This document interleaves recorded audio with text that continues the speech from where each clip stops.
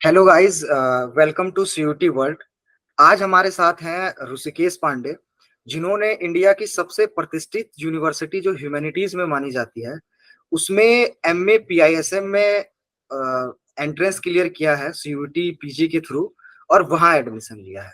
तो हम ऋषिकेश से जानेंगे कि क्या उनकी स्ट्रेटेजी रही इस एग्जाम को क्लियर करने के लिए, क्या क्या उन्होंने बुक्स यूज किए और किस तरह से उन्होंने स्ट्रेटेजी अपनी बनाई। ठीक है, तो Rishikesh, welcome to CUET world. और सबसे थैंक यू पहले सर। तो आप अपना बैकग्राउंड दीजिए कि आपका नाम क्या है, आपने कहाँ से जो है ग्रेजुएशन करी है और क्या आपका बैकग्राउंड सबसे पहले मेरा नाम ऋषिकेश पांडे है। मैं अभी करंटली नागपुर यूनिवर्सिटी में बीए फाइनल ईयर का छात्र हूँ। और मेरा जो बीए चल रहा है वो मराठी में चल रहा था, मराठी मीडियम था। और उसके अलावा मेरी स्कूलिंग भी मराठी में हुई है, लेकिन इस बार जो एग्जाम सर की हेल्प से दिया है मैंने वो इंग्लिश मीडियम में दिया। और इस बार फर्स्ट अटेम्प्ट में मेरा पीआईएसएम क्लियर हुआ है और मुझे पीआईएसएम मिला है।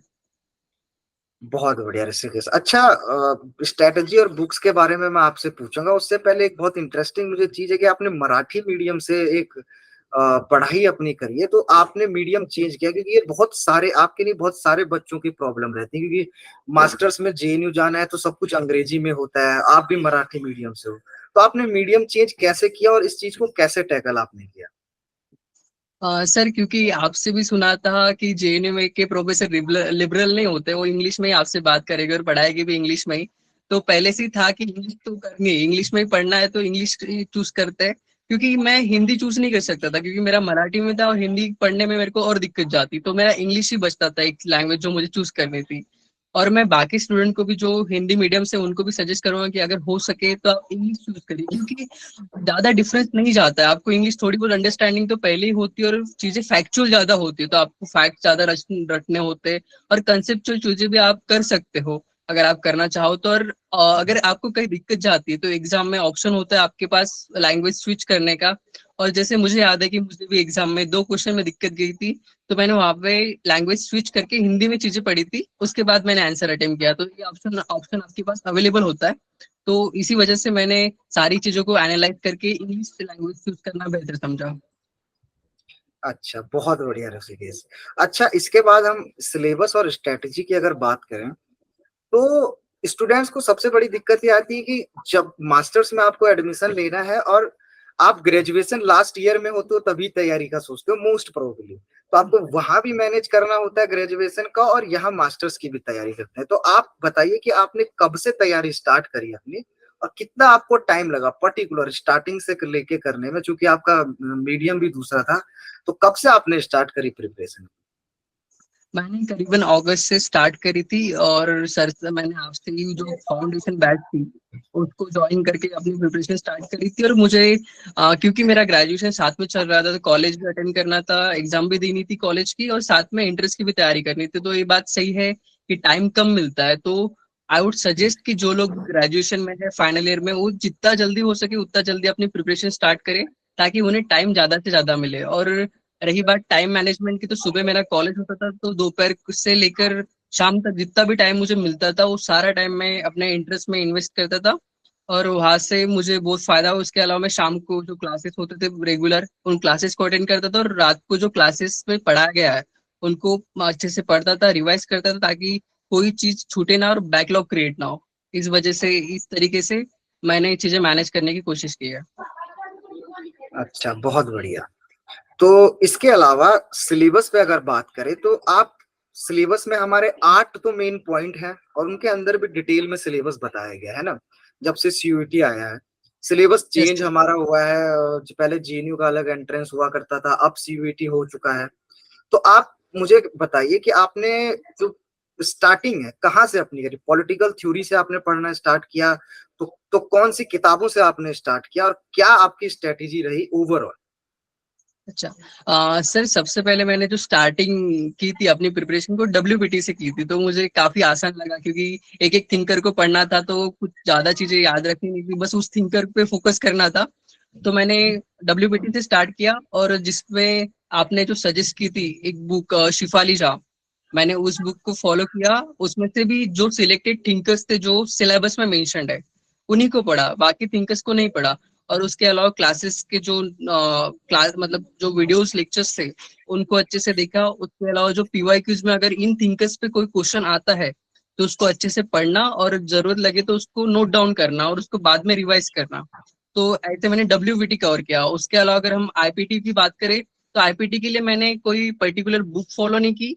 जो क्लासेस के वीडियोस लेक्चर्स थे उसके अलावा नोट्स थे और उसके अलावा जो मॉक टेस्ट में क्वेश्चन बनते थे डब्ल्यूबीटी के थिंकर्स पे जो हमारे 5 थिंकर्स है और उसके अलावा जब मैं मॉक्स वगैरह लगाता था इस और पीवाईक्यू सॉल्व करता था उस वक्त के क्वेश्चंस और उनके इंपॉर्टेंट पॉइंट्स नोट डाउन करके इस तरीके से मैंने आईपीटी कवर किया। और उसके अलावा आईपीटी के अलावा जो आईआर का सिलेबस है, फिर आईआर के सिलेबस में भी मैंने पर्टिकुलर कोई बुक फॉलो नहीं की है। आईआर के सिलेबस पे भी मैं क्लासेस पे ही डिपेंडेंट था, क्लासेस के नोट्स पे डिपेंडेंट था। तो और रियलिज्म लिबरलिज्म में वगैरह सारी क्लासेस के नोट्स यूज किए, उसमें जो फैक्चुअल चीजें उनको थोड़ा ज्यादा फोकस किया।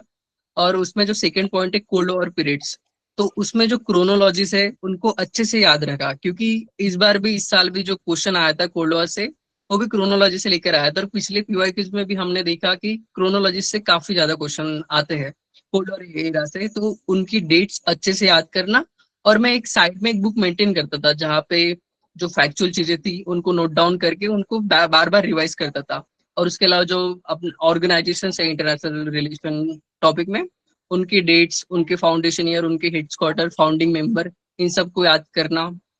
और उसके अलावा जो फॉरेन पॉलिसी उनमें जो एग्रीमेंट्स हुए, जो बायलैटरल ट्रीटीज वगैरह हुए, उन सबको याद करना। इस तरीके से आईआर को कवर किया।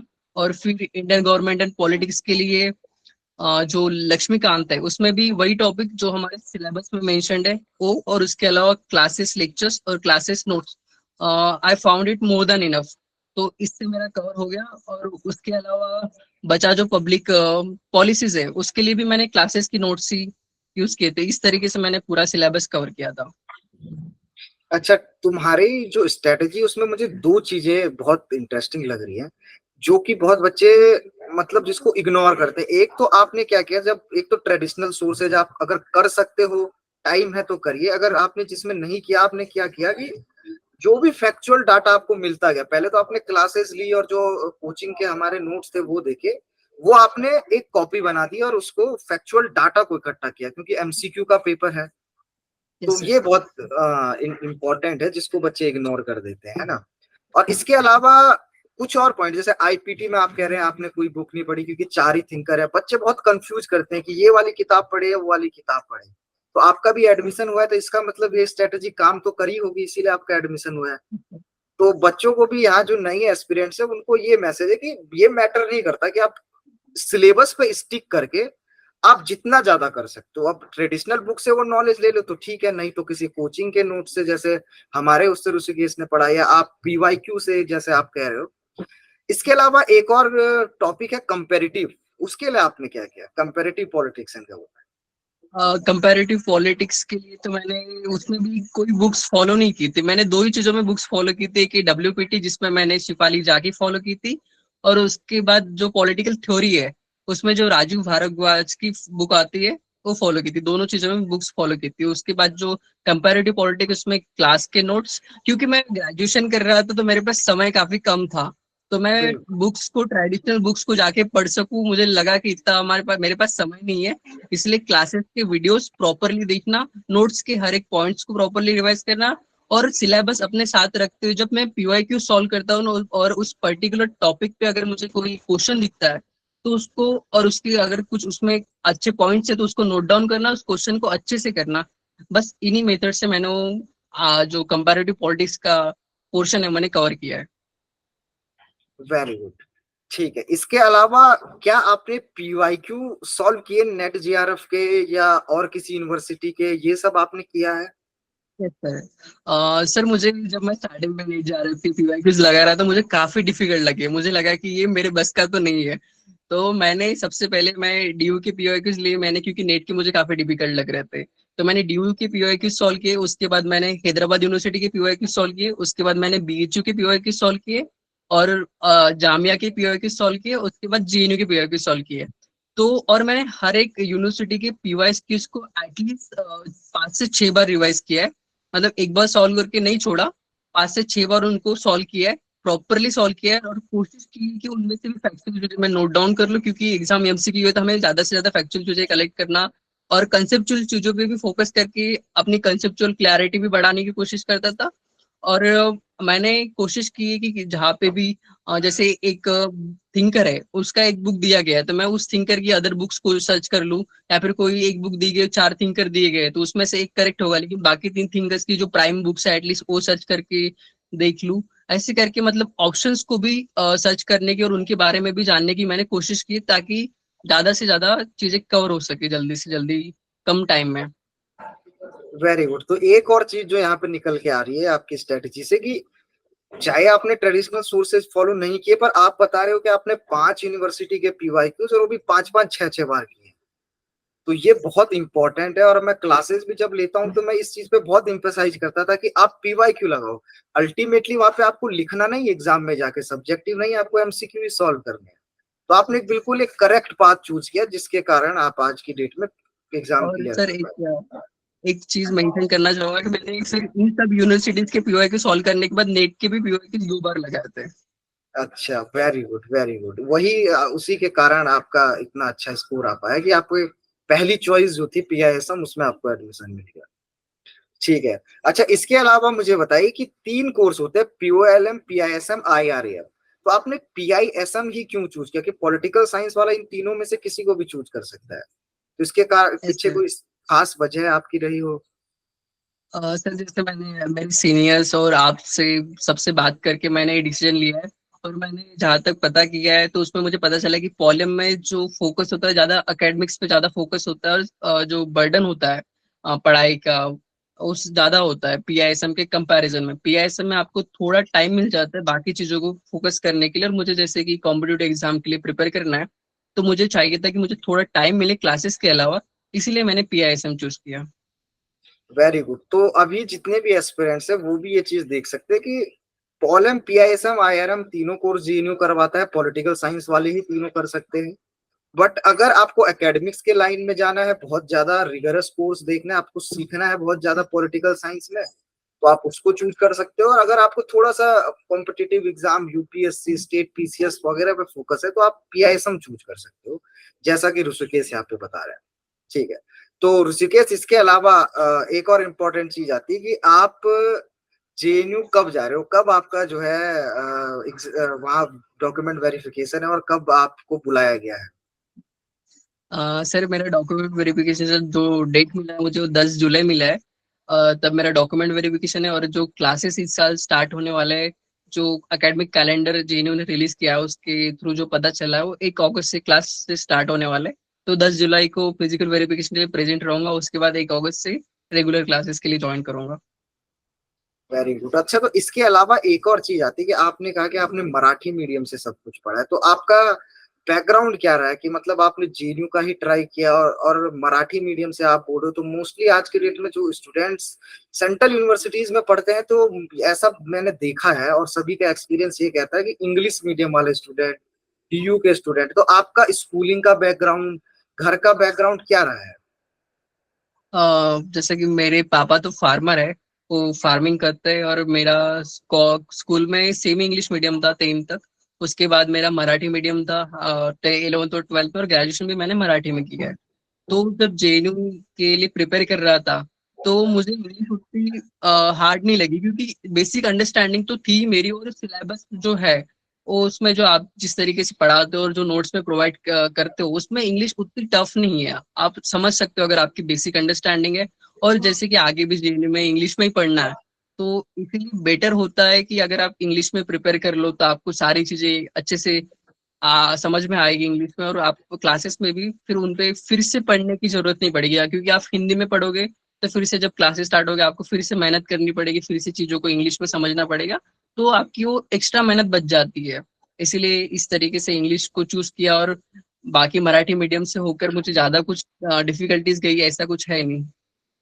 अच्छा, वो तो ठीक है, आपकी मेहनत है, बट ऐसा है कि बहुत सारे बच्चे जब तैयारी कर रहे होते हैं तो सबसे बड़ा उनका सवाल यही होता है कि सर, जब हमारी क्लासेस में भी आते हैं कि सर बच्चे तो सब अंग्रेजी में बात कर रहे हैं, कैसे होगा हमारा, कैसे होगा? तो कहीं ना कहीं एक इंस्पिरेशन है आप उनके लिए।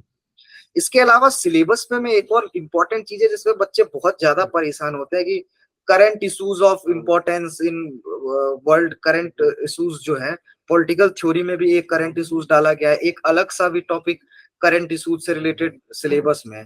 तो बच्चे बहुत परेशान होते हैं कि सर क्या न्यूज़पेपर डेली पढ़ें, सर क्या करें। तो आपने इस चीज के लिए क्या कोई चीज फॉलो करी थी? सर मतलब एक सर उससे तो क्वेश्चन काफी कम आते हैं, मतलब हार्डली एक या दो क्वेश्चन हमें पेपर में देखने को मिलेंगे। तो उसके लिए रोज न्यूज़पेपर पढ़ना और इम्पोर्टेंट चीजें नोट डाउन करना मेरे हिसाब से काफी डिफिकल्ट है। तो उसके अलावा आप जो हेडलाइंस है, जो इम्पोर्टेंट जो पॉलिटिकल इवेंट्स हो रहे हैं, उन पर आप एक नजर रख सकते हो और उनको थोड़ा सा याद रख सकते हो। उनके अलावा जो क्लासेस में नोट्स आप प्रोवाइड करते हो करंट इश्यूज को लेके, या फिर PT 365 जो विजन IAS की आती है, उसको एक बार पढ़ लो थोड़ा सा अच्छे से, तो I think it will be more than enough. और मैंने तो उतना ही किया था, क्लासेस के नोट्स फॉलो किए थे। आपने PT 365 सजेस्ट किया था, बट मैंने वो भी नहीं पढ़ा था। तो और क्वेश्चन भी हालांकि मुझे याद नहीं है, बट एक आध क्वेश्चन आया होगा, उससे ज्यादा नहीं आया होगा। ठीक है, तो बहुत इंपॉर्टेंट चीज है कि हमें इनपुट आउटपुट पे फोकस रखना है कि बच्चे एक टॉपिक पे क्या करते हैं, जो 90% सिलेबस में होता है जिसका सोर्स है, उसको तो उनको लगता है कि इसका तो सोर्स है, कर ही लूंगा, और उस 10% पे फोकस करते हैं जो थोड़ा वेग है, जैसे करंट इश्यूज वाला। तो ऐसा हमें नहीं करना है, जैसा कि आप बता रहे हो कि जो अदर टॉपिक्स है उसको अच्छे से तैयार कर लिया तो एक करंट इश्यूज में आप मतलब अगर आपको ओवरऑल अंडरस्टैंडिंग थोड़ा बहुत है क्या चल रहा है देश दुनिया में, तो आप कर ही लोगे। नहीं तो एक या दो क्वेश्चन नहीं भी आए तो इतना फर्क नहीं पड़ता है। ठीक है, इसके अलावा चूंकि नेगेटिव मार्किंग भी जो है इंट्रोड्यूस करी गई थी, तो और इसके अलावा क्या आपने सारे क्वेश्चन अटेम्प्ट किए थे इस बार? जी हाँ, मैंने सारे 75 क्वेश्चन अटेम्प्ट किए थे, और उनमें से मेरे 65 क्वेश्चन सही थे। क्योंकि मैं मानता हूँ कि जो नेगेटिव मार्किंग है वो -1 है अगर हम गलत क्वेश्चन करते हैं, और +4 है अगर हम सही क्वेश्चन करते हैं। तो अगर मेरे जो मैं जब कर रहा था, तो मेरे मोर देन 50 सही था, 100% सही। और जो रिमेनिंग 10 क्वेश्चन थे नियर अबाउट, उनमें मैं 50-50% श्योर था। तो मैंने उस 50 क्वेश्चन उनमें से ही किए, और 50-50% जो श्योर था मैं उनमें से तो सारे किए। मुझे लगता है वो 65 के अराउंड बनता है, जो 100% श्योर है, 50-50% श्योर वाला नंबर।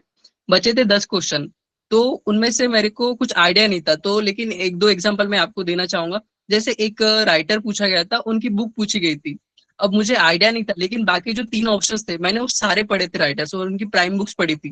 तो मुझे लगा कि इन तीनों राइटर्स की बुक नहीं थी, जो रिमेनिंग फोर्थ राइटर है उसकी बुक होगी, तो मैंने उसको टिक किया।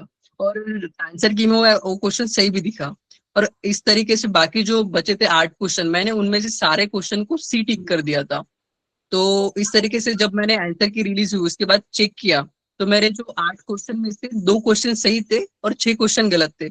अब मेरे 6 क्वेश्चन भी गलत हुए तो -6 मार्क गए, और 2 क्वेश्चन सही हुए उसके मुझे +8 मार्क्स मिले, तो फिर भी मेरे को +2 मार्क्स मिले। तो आई थिंक अगर आपको नहीं आता है तो आप बाकी रिमेनिंग क्वेश्चन को B या C टिक कर सकते हो, सारे क्वेश्चन को। अगर आपको 10 में से 3 भी सही होते हैं आपको, तो आपको 12 मार्क मिलेंगे, और रिमेनिंग 7 कट जाएंगे, तो भी आपको 5 मार्क आप प्रॉफिट में रहोगे। वेरी और गुड। पर नेगेटिव, ये जो आप स्ट्रेटेजी कह रहे हो कि रिमेनिंग 5 या 10, पर ये केवल उन्हीं बच्चों पे काम आएगी जिनकी 50-55 जिनके करेक्ट सही है ना। अब कोई तीस या राइट, पैंतीस पे वो ये स्ट्रेटेजी करेगा तो उसको उल्टी पड़ नहीं, सकती है ना। या वो उल्टी पड़ सकती है।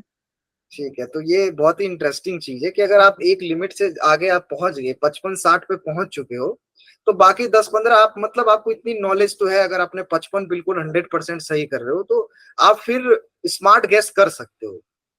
Yes sir. जैसे मैंने आपको एग्जांपल दिया था एक राइटर और बुक का, तो मैंने 3 पढ़े थे, तो एक नहीं पढ़ा था। तो मैंने वो फोर्थ जो राइटर था उसको टिक किया, और आंसर की में वो सही निकला। तो ऐसे तरीके से आप थोड़ा सा एलिमिनेशन और स्मार्टली थिंक करके क्वेश्चन को अटेम्प्ट कर सकते हो, इवन दो आपको आता नहीं हो। बिल्कुल बिल्कुल, बहुत ही इंपॉर्टेंट चीज है स्मार्ट गेसिंग। और आप एग्जाम के टाइम में आपका कॉमन सेंस, आपका दिमाग कैसा काम कर रहा है, वो भी चीज मैटर करती है हाँ, बहुत और ज्यादा। यहाँ पे एक और चीज मैं मेंशन करना चाहूंगा। क्योंकि हमें अब पहले जैसा नहीं रहा कि पार्ट 1 और पार्ट 2 होता है। अब तो सिर्फ हमें पार्ट 2 होता है, डोमेन बेस्ड फोकस करना होता है। तो और उसमें 75 क्वेश्चन होता है, हमें टाइम जो मिलता है वो 105 मिनट मिलता है। Which is more than enough. क्योंकि मुझे याद है जब मैं एग्जाम दे रहा था तो मैंने सारे क्वेश्चन सॉल्व करके उनको 2 बार चेक किया था अच्छे से, फिर भी मेरे पास 6-7 मिनट बच रहे थे। तो टाइम का आपको टेंशन नहीं लेना है, टाइम आपको इनफ मिलेगा एग्जाम सॉल्व करने के लिए और पूरे क्वेश्चन को रीचेक करने के लिए भी। तो थोड़ा सा पेशेंस रख के और माइंड को थोड़ा सा शांत रख के आप एग्जाम अटेम्प्ट करें, यही मैं कहूंगा। Very good. तो ये इम्पोर्टेंट चीज थी। इसके अलावा आप एक चीज जो बताएंगे आपकी प्रिपरेशन में, एक सबसे इम्पोर्टेंट चीज आपको क्या लगती है जो कि आपको सीयूईटी की प्रिपरेशन में आपको लगता हो कि ये गेम चेंजर है ये चीज? वो चीजें सिर्फ पीवाईक्यूज। आई थिंक अगर आप कितना भी सिलेबस पढ़ लीजिए, लेकिन जब तक आप पीवाईक्यूज नहीं लगाते हो ना, तब तक आपको एक्चुअल क्वेश्चंस कैसे पूछेंगे इसकी अंडरस्टैंडिंग नहीं आती। और जितने ज्यादा आप पीवाईक्यूज लगा सकते हो उतने ज्यादा पीवाईक्यूज लगाए। और मैं आई वुड सजेस्ट कि आप नए पीवाईक्यूज लगाने की जगह ऐसे मतलब वो पीवाईक्यूज लगाए जिसकी आप एग्जाम तक एटलीस्ट 5 बार रिविजन कर सको। और कोशिश करिए कि आप मैक्सिमम पीवाईक्यूज की रिवीजन तक कर सके, क्योंकि एक बार पीवाईक्यूज लगाने से आपको फिर से वो पीवाईक्यूज याद आए ऐसा जरूरी नहीं होता। मेरे साथ तो होता है मेरे केस में। इसलिए मैं हर एक पीवाईक्यूज में एटलीस्ट 5 बार लगाता हूँ। और नॉट ओनली पीवाईक्यूज, अगर आप मॉक लगा रहे हो तो उनको भी कोशिश करिए कि उनको रिवाइज करिए। उन्हीं में से जो चीज नहीं आती है आपको, अपने सिलेबस में जाइए, अपने नोट्स में जाइए, उनको सर्च करिए, उनको फिर से समझने की कोशिश करिए। और जो, क्योंकि हमारा एग्जाम एमसीक्यू बेस्ड है और कंपेयर टू लास्ट ईयर इस बार एग्जाम फैक्चुअल ज्यादा था। तो जो फैक्ट्स है और जो डाटाज है उन पे ज्यादा फोकस करके उनको नोट डाउन करिए। और कोशिश करिए कि कंसेप्चुअल भी चीजों पे फोकस करें, क्योंकि एनटीए का भरोसा नहीं है, कब फैक्चुअल पूछ दे कब कंसेप्चुअल पूछ दे। तो हो सकता है अगले साल आप को ज्यादा कंसेप्चुअल चीजों पे क्वेश्चन आए, तो कंसेप्चुअल फैक्चुअल दोनों चीजों को मिला के चले। Very good. तो यही मुझे लगता है क्रक्स है, पीवाईक्यू लगाना है, केवल लगाना नहीं है, याद हो जाना चाहिए, ये आप कहना चाहते हो? 5 बार 6 बार लगाना। एक एक पीवाईक्यू था जो मैंने 5 बार लगाया था। आई रिमेम्बर वो 3 से 4 बार मेरे से गलत हुआ था। And that same PYQ came in exam. तो मुझे याद है कि मैंने गलत चूज करता था मैं हमेशा, और एग्जाम में मैंने परफेक्टली सही चूज किया। तो इस तरीके से भी होता है जब एग्जाम में आप एक्चुअल एग्जाम में बैठते हैं, तो पीवाईक्यूज लगाना काफी इंपॉर्टेंट हो जाता है। Very good. तो ये बहुत इंपॉर्टेंट आपने बात की कि 5 बार कम से कम, कि 3 या 4 बार आपको याद नहीं था, 5वीं बार याद आया और एग्जाम में 6वीं 7वीं बार फिर आप सही करके आए। मैक्सिमम बच्चे यही गलती करते हैं कि एक बार लगाए, उन्हें लगता है कि हो गया मेरा काम। तो यही आप सभी एस्पिरेंट्स को भी ध्यान में रखना है। तो गाइस, ये थे Rishikesh Pandey, one of the highest scorer in CUET PG. आपने सुन लिया, 65 क्वेश्चन सही करना मतलब ही was one of the toppers in CUET PG. और इनको जेएनयू में एडमिशन मिला है। Rishikesh, thanks for joining us, और बहुत ही जल्द आपसे मुलाकात होगी जेएनयू में। Thank you. Thank you sir, thank you आपकी टीम को जिन्होंने इतना सपोर्ट किया, प्रॉपर क्लासेस और नोट्स प्रोवाइड किए, जिनके बिना मैं सोच नहीं सकता कि मैं आज जेएनयू में होता। और मैं जो अपकमिंग स्टूडेंट्स है जो सीयूईटी के लिए प्रिपेयर करना चाहेंगे, जो ये वीडियो देखे, मैं उन सबको बेस्ट ऑफ लक कहना चाहता हूँ। आप सभी जेएनयू अच्छी से अच्छी यूनिवर्सिटी में पढ़े, यही दुआ करूंगा। और thank you Rishikesh, very good. बहुत अच्छा आपकी स्ट्रेटेजी थी, बहुत अच्छा।